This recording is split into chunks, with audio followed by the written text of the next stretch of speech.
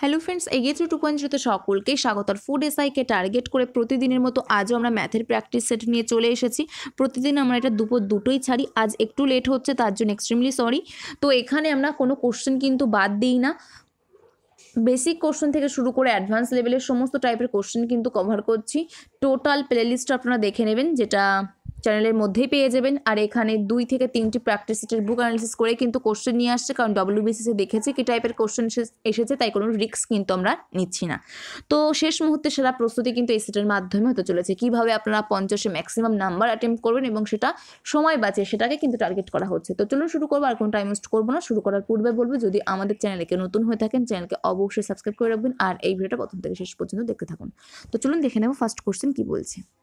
তো এখানে first question কি বলছে, যখন একটি সামগ্রীর মূল্য 20% কমানো হয় তখন এর বিক্রয় মূল্য 80% বৃদ্ধি পায়। বিক্রয়ের উপর নেট প্রভাব কী ছিল সেটা আমাদের নির্ণয় করতে হবে। তো ভ্যালুটা দেওয়া আছে, প্রথমে 100 ছিল, 20% কমানোর ফলে 80 হয়েছে। ফার্স্টে সেলিং প্রাইস 100 টাকায়, প্রতি 100 টাকায় 100 ইউনিট বিক্রি হতো এবং বর্তমানে 80% বৃদ্ধি পেয়েছে, অর্থাৎ 80 টাকায় প্রতি 80 টাকায় 180 ইউনিট বিক্রি হবে। তাহলে এখান থেকে আমরা এখন 100 টাকায় যদি 100 ইউনিট বিক্রি হয় তাহলে সেলিং প্রাইস কত হয়ে যাবে, 100 × 100, এটা পূর্বের। আর বর্তমানে যদি 80 টাকায় 180 ইউনিট বিক্রি হয় তাহলে সেলিং প্রাইস কত হয়ে যাবে, 80 × 180। এটার আমরা রেশিও বার করে ফেললাম পূর্বের এবং বর্তমানের। ক্যালকুলেশন করলে দুটি জিরো ক্যান্সেল হচ্ছে, 4 দিয়ে কাটলে 2, আর এখানে কত পাচ্ছি 25। তাহলে এখান থেকে আমরা রেশিওটা কত পাচ্ছি, 25:36। আমাদের কি প্রভাব ফেলেছে, অর্থাৎ বৃদ্ধি পেয়েছে। কত বৃদ্ধি পেয়েছে, 11 বৃদ্ধি পেয়েছে সেলিং প্রাইস। পার্সেন্টেজ নির্ণয় করব, সবসময় পূর্বের উপরে আমরা পার্সেন্টেজ করি। 11/25 × 100, পুরোটার পার্সেন্টেজ। 25 দিয়ে কাটলে কত পাচ্ছি 4, অর্থাৎ 44% বৃদ্ধি পাচ্ছে। সঠিক অ্যান্সার হয়ে যাবে এখানে 1 নম্বর অপশান। তো নেক্সট কোশ্চেনে চলে যাব। কি বলছে, 26,000 টাকার একটি অংশ ওয়াইকে 9% সরল সুদ এবং বাকি অংশ, এক্সকে 9% সরল সুদ এবং বাকি অংশ ওয়াইকে 4% সরল সুদে ধার দিয়েছে। 5 বছর পর সে যদি মোট 33,800 টাকা পায় তাহলে ওয়াইকে ধার দেওয়া টাকার পরিমাণ নির্ণয় করতে হবে, সেটাই আমাদের। তাহলে এখানে আমরা 5 বছরে সিম্পল ইন্টারেস্টটা বার করে ফেলব। 33,800 মাইনাস 26,000 কত পাচ্ছি এখানে, 33,800 থেকে 26,000 যদি বাদ দিই 7,800। তাহলে 1 বছরে সিম্পল ইন্টারেস্ট কত পাবো, 7,800 ভাগ 5, অর্থাৎ 1,560 এত টাকা। এখান থেকে আমরা সুদের হারটা নির্ণয় করে ফেলতে পারবো, যেহেতু 1 বছরে সিম্পল ইন্টারেস্ট পেয়েছি, কারণ আমাদের টোটাল ভ্যালু দেওয়া আছে 26,000। তাহলে এখানে সুদের হার অর্থাৎ আর পার্সেন্টেজের মান নির্ণয় করে ফেলতে পারবো, 1,560/26,000 × 100, পুরোটার পার্সেন্টেজ। 3টে জিরো ক্যান্সেল হচ্ছে, এখান থেকে দুটোর, এখান থেকে একটা, 26 দিয়ে ক্যালকুলেশন করলে থাকছে কত 6। তাহলে এখান থেকে আমরা 6% পেয়ে যাচ্ছি, অর্থাৎ 26,000-এর উপর মোট 6% হারে সুদ দিচ্ছে, যেটা ভাগ হয়েছে এক্সের উপর 9% এবং ওয়াইয়ের উপর 4%। তাহলে এক্স এবং ওয়াইকে কী অনুপাতে টাকা ধার দেওয়া হচ্ছে সেটা আমরা বার করে ফেলতে পারবো, কারণ আমরা টোটাল সুদের হারটা পেয়ে গেছি 6%, এবং এক্স এবং ওয়াইয়ের আলাদা আলাদা সুদের হার দেওয়া আছে। মিক্সের এবং অ্যালিগেশনের সূত্রটা ইউজ করব। এক্স ওয়াই, এক্সকে দেওয়া হচ্ছে 9%, ওয়াইকে দেওয়া হচ্ছে 4%, আর টোটাল আমরা পেয়েছি 6%। ক্যালকুলেশন করলে 6 - 4 2%, এখান থেকে 9 - 6 3%। তাহলে এই যে অনুপাতটা কত আসছে, পার্সেন্টেজ ক্যান্সেল হচ্ছে, তাহলে এখান থেকে আমরা পাচ্ছি 2:3।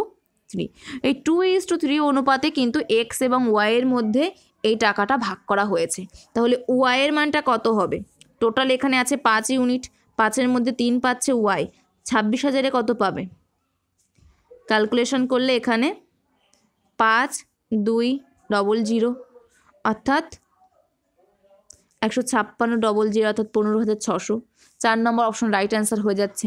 নেক্সট কোশ্চেনে চলে যাব। কি বলছে, একটি অনুষ্ঠানে 500 জন অতিথি রয়েছে, যাদের মধ্যে 28% প্রাপ্তবয়স্ক পুরুষ এবং 64% প্রাপ্তবয়স্ক মহিলা, বাকিরা শিশু। অনুষ্ঠানে শিশুদের মোট সংখ্যা নির্ণয় করুন। তো এখানে আমরা ধরে নিচ্ছি 100% অতিথি আছে, যার মধ্যে 28% পুরুষ এবং 64% মহিলা, অর্থাৎ 28 আর 64 কত হয়, 92% পুরুষ আর মহিলাতে কভার হচ্ছে। তাহলে বাকি শিশু অর্থাৎ চিলড্রেন কত আছে, 8%। 500-র 8%-এর মান কত, 500 × 8/100 অর্থাৎ 40। তাহলে শিশু কতজন আছে, 40 জন। সঠিক অ্যান্সার হয়ে যাবে 3 নম্বর অপশান। নেক্সট কোশ্চেনে চলে যাব। কি বলছে, কে, এল এবং এম একসাথে ব্যবসা শুরু করে। কে 3 মাসের জন্য 6,700 টাকা বিনিয়োগ করেছে, এল 5 মাসের জন্য 4,000 টাকা বিনিয়োগ করেছে, এম 4 মাসের জন্য 7,900 টাকা বিনিয়োগ করেছে। তারা যদি মোট এত টাকা লাভ করে তাহলে কে এর ভাগ নির্ণয় করুন। তো এখানে প্রফিটের পার্সেন্টেজ এর সূত্র আমরা কি জানি, P1 P2 P3 equal to X1 T1 is to X2 T2 is to X3 T3, যেখানে এক্স কি হচ্ছে, যে পরিমাণ টাকা বিনিয়োগ করছে তার পরিমাণ, আর ওয়াই হচ্ছে সময়, অর্থাৎ যে টাকাটা বিনিয়োগ করছে সেটা ব্যবসাতে কত বছর থাকছে তার মান। তাহলে এখান থেকে আমরা P1 P2 P3-র মানটা বার করে ফেলতে পারবো। কত পাবো, 3 মাসের জন্য করছে 3 × 6,700 6,700 ইজ টু 5 × 4,000 ইজ টু 4 × 7,900। দুটো করে 0 সবার থেকে ক্যান্সেল হচ্ছে আর কাটাকুটি যাচ্ছে না। তাহলে এখানে আমরা কত পাবো, 201 ইজ টু 200 ইজ টু 316। এই তিনটের মান দেয়া আছে 7,170। তিনটে যোগ করলে আমরা কত পাই, 717 এর মান দেওয়া আছে 7,170। তাহলে একের মান কত হচ্ছে 10।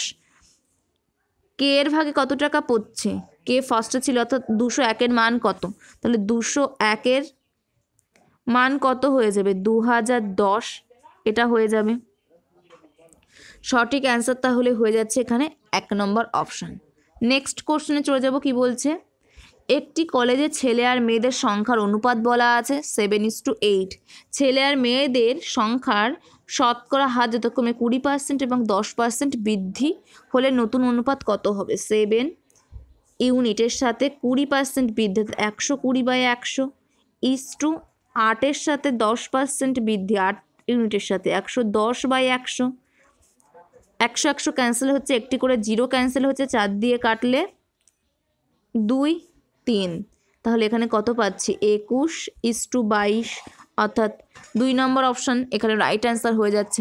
নেক্সট কোশ্চেনে চলে যাব। কি বলছে, 16 জন ছেলের গড় বয়স 14 বছর। যদি একটি নতুন ছেলেকে অন্তর্ভুক্ত করা হয় তাহলে গড় বয়স হবে 15 বছর। নতুন ছেলের বয়স কত, এটা মাত্র 2 সেকেন্ডে বার করে ফেলা যায়। 15 + 16 31 বছর। কি করে বার করছি, এখানে 2 নম্বর অপশন রাইট অ্যান্সার হবে। কি করে বার করছি সেটা জাস্ট একবার বলবো। মনে করুন এখানে 3 জন বালক আছে, টোটাল 1 2 3, প্রত্যেকের বয়স 5 বছর। তাহলে এদের গড় কত হবে, 5 + 5 + 5 ভাগ 3 অর্থাৎ 15/3 5, অর্থাৎ 3 জনের প্রত্যেকের বয়স ছিল 5 বছর, তবেই আমরা গড় বয়স পেয়েছি 5 বছর। এখানে 16 জনের গড় বয়স 14 বছর, তাহলে আমরা ধরে নিতে পারি 16 জনের প্রত্যেকের বয়স 14 বছর করে। 16 জনের প্রত্যেকের বয়স 14 বছর করে। এখন কি বলছে, একজন নতুন ছেলে অন্তর্ভুক্ত হচ্ছে, অর্থাৎ 17 জন হচ্ছে। 17 জনের গড় বয়স 15 বছর, আমরা ধরে নিতে পারি 17 জনের প্রত্যেকের বয়স 15 বছর করে। এবং 17 নম্বর যে ছেলে সেটা তো নতুন যুক্ত হয়েছে, তার বয়স এখানে আমরা ধরে নিয়েছি 15 বছর। কিন্তু আমরা আগে দেখেছি ফার্স্টের যে 16 জন ছিল, ফার্স্টের যে 16 জন ছিল এদের প্রত্যেকের বয়স ছিল 14 বছর করে, কিন্তু এখানে 15 বছর করে এক করে বৃদ্ধি পেয়েছে। তো টোটাল কত বৃদ্ধি পাবে? 16 বৃদ্ধি পাবে এখানে। এই 16টা তো 17 নম্বর ছেলেটার সাথেই এসেছে, কারণ এখানে আমাদের 14 বছর ছিল, এক বৃদ্ধি পেয়েছে। বৃদ্ধিটা পেলো কেন? একজন এক্সট্রা যুক্ত হওয়ার জন্য। অর্থাৎ এই 17 নম্বর ছেলের বয়স যদি এই 15 যোগ এই এক করে বৃদ্ধি পাচ্ছে 16, এই 31 হয়, তাহলে বাদবাকি যে 16 জন আছে সামনে তাদের বয়স 14 বছর হয়ে যাবে। তবেই আমাদের 16 জনের 14 আর লাস্টের একজনের 31, সেটা মিলেই 15 হয়ে যাবে। তো এই টাইপের অঙ্ক থাকলে চোখ বন্ধ করে নতুন যে গড় বয়স এবং কতজন বালক ছিল বা কতজন বালিকা ছিল সেটা অ্যাড করলেই আমাদের অ্যান্সার বেরিয়ে যাবে 31। সঠিক অ্যান্সার হয়ে যাচ্ছে এখানে 2 নম্বর অপশন। নেক্সট কোশ্চেনে চলে যাব, কি বলছে। তো এটা সমাধান করতে হবে। তো ফার্স্ট যেটা আছে 999 পূর্ণ 1-এর সাথে এটাকে আমরা লিখতে পারি 999 প্লাস 1/7। তাহলে প্রত্যেকটাকে আমরা এইভাবে লিখতে পারি প্লাস আকারে। তাহলে টোটাল এখানে আমরা 999 কটা পাচ্ছি? 6টা পাচ্ছি।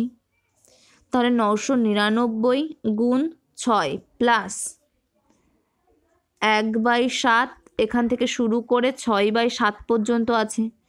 তো এই পার্টটার গুণ করলে কত হয়?